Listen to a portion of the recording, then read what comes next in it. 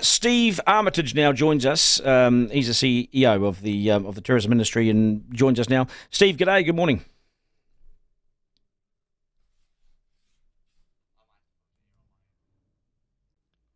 Hi, Steve. G'day, Steve. Duncan, Hello, mate. Duncan. How are you? Yeah, not too bad. So $500,000 to advertise to the Aussies to say, "Come now. What are you waiting for?" Sort of thing. What's your reaction? Firstly.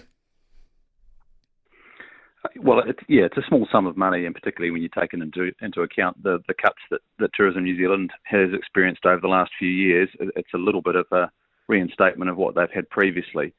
But I think the intent is right here. You know, we've obviously coming towards the end of the summer season. We'd like to try to extend the shoulder of that as much as possible into autumn. Australia is certainly our most significant tourism market, particularly while we're waiting for the likes of China to get turned back on.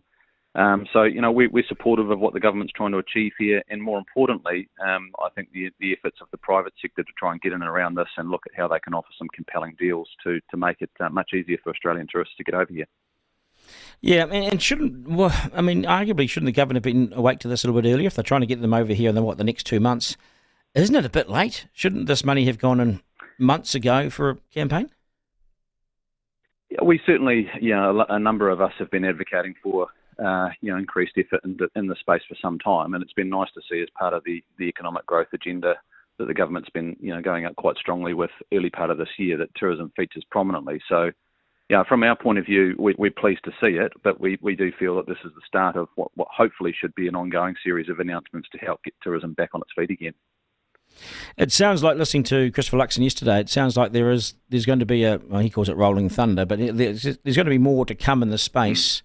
What sort of things are you aware of, or what sort of things do you want? Because, I mean, we've got so much capacity. I was speaking to the head of Sedema Hotels, the owner of the Sedema Hotels here in New Zealand. Yep. He said great bookings until April, then it falls off the cliff. There's no one coming. No, that's exactly right. So that's why this type of initiative is so important. But, I've already mentioned China, and we're starting to hear a little bit of energy and urgency around this increasingly. Minister Stanford, looking after the immigration policy at the moment, is obviously saying that they're looking at it very closely and expect to hear some developments on that in the next couple of weeks. So that's one that we're particularly keen to see. But ultimately, we need a little bit more activity. It's not just about marketing. We need a pipeline of events. They provide critical stimulus to incentivise people to travel. And unfortunately, that's just fallen away in recent times. So my point of view it'd be lovely to see a little bit more focus on those, major events that act as a catalyst for visitation from outside of the country, but also provide New Zealanders with something to get out and enjoy too. What have we got coming up? Name the big events in the shoulder season. How do we sell ourselves to Australia? What are the big ones? Sell them to me, Steve. Well, yeah, on that major events front, unfortunately, they're pretty light at the moment. We have become accustomed over the last decade or so to those large international events that provide an opportunity to showcase New Zealand through international broadcast as well as through the visitation. So that's where there's a considerable amount of work required, I think, to get things back on its feet. But you look forward. I suppose you've got the supercars coming back into Taupo. That'll be a big event. It went really well last year. It was a bit mired by the weather, but hopefully they get a better run at it this year. And there's a number of cultural festivals and concerts and things to look forward to too. But as I say, from my point of view, we'd like to see a lot more of that activity. It's critical for the hospitality sector. We see our cafes, bars, restaurants, and accommodation providers, experience significant uplift as a result of it.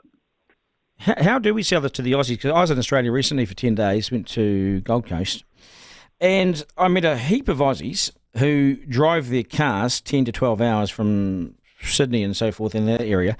They don't take the plane; they take their cars, and they drive through the night, or they stay the night on the way up. So they're going to those links to get up to some nice. They want weather. They want good weather and consistent weather, and weather they can rely on.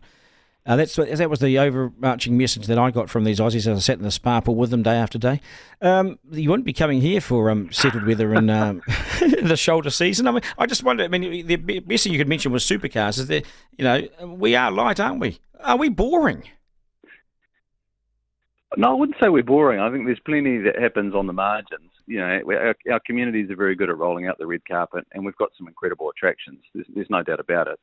I think, if you look outside of that leisure market, one of the areas that we're looking to see an increase in activity is in that business events space. So, yeah, we're fortunate. We've got Tapai and Christchurch, we've got Takina and Wellington, and soon to have the NZICC open in Auckland in the early part of next year. That type of visitation is what you classify as premier. They're the visitors that spend the most, and what we're trying to do is encourage them to stay longer too. So, yeah, if I look beyond this Australia campaign, I can see certainly some positivity around that business events market, simply because we've got some incredible assets that we need to make sure we leverage to the fullest extent. What does $500,000 buy? I mean, Christopher Luxon was saying you leverage that to mean about $12.5 million worth of spend in the country. Now, if that's the case, let's spend $10 million on an advertising campaign. But I know that the private sector's already put money into this. What does $500,000 buy? What's the cost of a billboard in Sydney?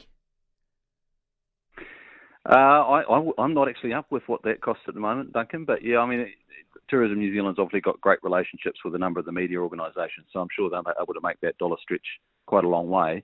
But as you say, you've got the likes of the large-scale accommodation providers and airlines who are also getting in behind this campaign to support it. So I think the government's done a good job here to leverage a small investment to the fullest extent by getting the private sector on board.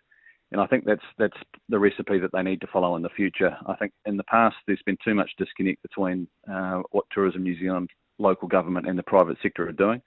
If this provides a bit of a blueprint for that to be better coordinated, then that's a great thing.